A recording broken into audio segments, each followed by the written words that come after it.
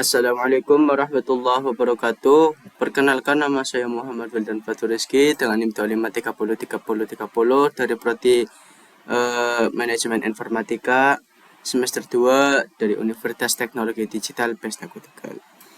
Pada video kali ini saya akan mempresentasikan hasil proyek ujian akhir semester matkul basis data.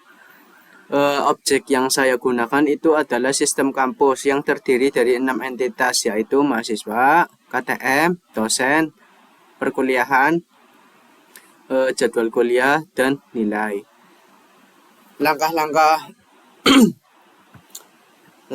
pertama itu adalah mengidentifikasikan kebutuhan data pada sistem kampus. Pada sistem ini terdapat data mahasiswa yang memiliki kartu tanda mahasiswa atau KTM. Mahasiswa mengikuti perkuliahan yang diajarkan oleh dosen semua sesuai jadwal kuliah. Setelah mengikuti perkuliahan, mahasiswa akan memperoleh nilai. Dari kebutuhan tersebut diperoleh 6 entitas utama, yaitu mahasiswa, KTM, dosen, dan perkuliahan, jadwal kuliah, serta nilai. Selanjutnya saya akan melakukan proses normalisasi agar database menjadi lebih rapi dan tidak menjadi randutan. Tahap pertama itu adalah ONF. Pada tahap ini seluruh data masih berada dalam satu tabel, sehingga terdapat data yang berulang. Misalnya, seorang mahasiswa mengambil lebih dari satu mata kuliah dan memiliki beberapa nilai dalam satu baris. Kemudian itu dilakukannya itu INF. Pada tahap ini setiap kolom hanya berisi satu nilai. Ini ada contohnya ya, benar. Ini contohnya ya, satu nilai atau bersifat atomik, sehingga data yang sebelumnya berulang dipisahkan menjadi beberapa baris. Selanjutnya itu normal. Nah, benar, ini normal atau 2NF. Pada tahap ini data dipisahkan menjadi beberapa tabel sesuai fungsinya, seperti tabel mahasiswa, dosen, perkuliahan, KTM, jadwal kuliah, dan nilai. Tujuan agar setiap atribut hanya bergantung pada primary key.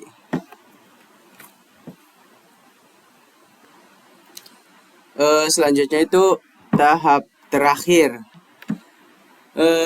Pada tahap ini seluruh atribut yang tidak memiliki ketergantungan langsung terhadap primary key dipisahkan ke tabel masing-masing, sehingga database menjadi lebih efisien, mudah dikelola, dan mengurangi terjadinya redundansi data.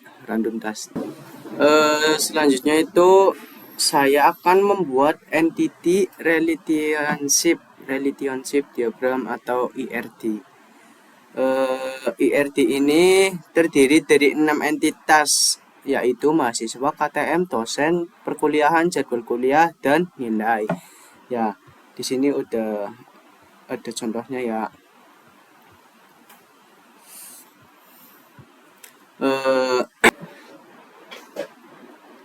Pada IRD ini terdapat 3 jenis kardinalitas yang diminta pada soal.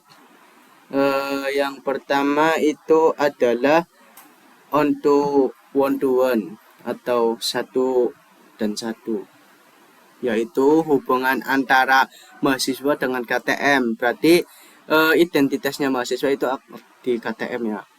Artinya itu satu mahasiswa hanya memiliki satu KTM dan satu KTM hanya dimiliki oleh satu mahasiswa. Itu penjelasan dari one to one. Yang kedua itu one to many, yaitu hubungan antara dosen dengan perkuliahan.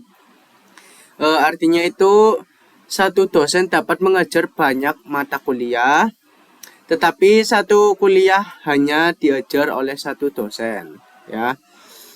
Masih pada hubungan one to many itu terdapat hubungan antara perkuliahan dengan jadwal kuliah. Artinya itu satu mata kuliah atau satu matkul itu dapat memiliki beberapa jadwal kuliah. Yang ketiga yaitu many to many, yaitu hubungan antara mahasiswa dengan perkuliahan. Artinya itu satu mahasiswa dapat mengambil banyak mata kuliah atau matkul. Dari satu mata kuliah dapat diambil oleh banyak mahasiswa. Hubungan tersebut dari satu mata kuliah dapat diambil oleh banyak mahasiswa. Hubungan tersebut direalisasikan menggunakan tabel nilai sebagai tabel penghubung. Selanjutnya itu setelah IRD selesai, langkah berikutnya adalah mentransformasikan IRD menjadi basis data relasional. Hasil transformasi tersebut menghasilkan 6 tabel, yaitu mahasiswa, KTM, dosen, perkuliahan, jadwal kuliah, serta nilai. Masing-masing tabel memiliki prima key, ya. Sedangkan hubungan antar tabel menggunakan foreign key itu ya namanya ya. Selanjutnya yaitu saya akan membuat struktur database menggunakan SQL. Sebelumnya saya udah tak jadiin ini ya, udah jadi duluan. Struktur database menggunakan SQL, data definition DDL. Langkah pertama itu adalah membuat database dengan perintah create database, ya ini. Lalu kemudian membuat seluruh tabel menggunakan perintah namanya itu create tabel, ya. Setiap tabel memiliki prima key sebagai identitas utama dan foreign key sebagai penghubung antar tabel sehingga integritas data tetap terjaga. Setelah struktur database selesai dibuat, saya akan melakukan manipulasi data menggunakan data manipulasi lang atau DDL. Perintah pertama adalah insert, yang digunakan untuk menambahkan data mahasiswa, dosen, mata kuliah, jadwal kuliah, KTM, dan nilai. Perintah kedua itu adalah select yang digunakan untuk menampilkan data yang telah tersimpan di dalam database. Perintah ketiga itu adalah update yang digunakan untuk mengubah data. Misalnya contoh ya, kayak mengubah alamat mahasiswa atau nilai mahasiswa. Selanjutnya perintah terakhir adalah delete atau menghapus, yang digunakan untuk menghapus data apabila sudah tidak diperlukan lagi.